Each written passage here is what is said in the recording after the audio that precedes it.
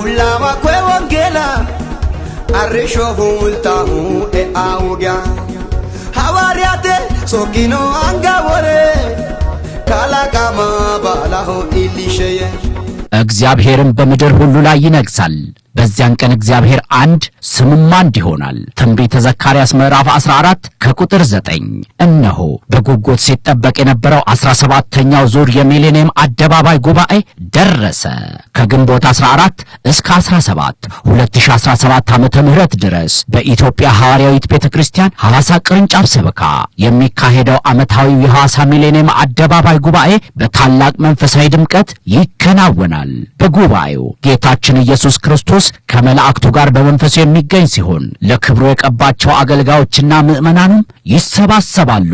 እውነተኛው የእግዚአብሔር ቃል በመለኮታዊ ስልጣን ይሰበካል ታላቅ አምልኮና ዝማሬም ለጌታችን ለኢየሱስ ክርስቶስ ይቀርባል በርካቶች ከአጋንንትና ከኃጢአት ቀንበርና እስራትም ይፈታሉ ሥጋ ሁሉ ጸሎትን ወደምትሰማ ወደ አንተ ይመጣል ተብሎ በተጻፈው ቃለ መለኮት መሰረት ጌታችን ኢየሱስ ክርስቶስ ሥጋዊ ፈውስን እንዲሁም የጸሎት መልሶችንም ይዞ በጉባኤው በመንፈሱ ይገኛል በዘዳግምና በማርቆስ ወንጌል በተደነገገው መሰረት ፊተኛይቱን የፈጣሪ ትእዛዝ ያከበሩና በሥጋ የተገለጠውን አንዱን አምላክ ያመኑ የመዳን ቀን ዛሬ ሰዓቱም አሁን መሆኑን በመገንዘብ በሐዋርያት ሥራ ምዕራፍ 2 ከቁጥር 38 በተጨባጭ እንደተጻፈው ለኃጢአታቸው ስርየት በጌታ በኢየሱስ ክርስቶስ ስም በመጠመቅ ከማይጠፋው ሰማያዊ ዘር ዳግመኛ ይወለዳሉ ነፍሳቸውም ክርስቶስን ትለብሳለች በወንዶችና በሴቶች ባሪያዎቼ ከመንፈሴ አፈሳለሁ ያለው አምላክ በባለ 50 ቀን የወረደውን እውነተኛ የመንፈስ ቅዱስ ጸጋ በጉባኤው ለልጆቹ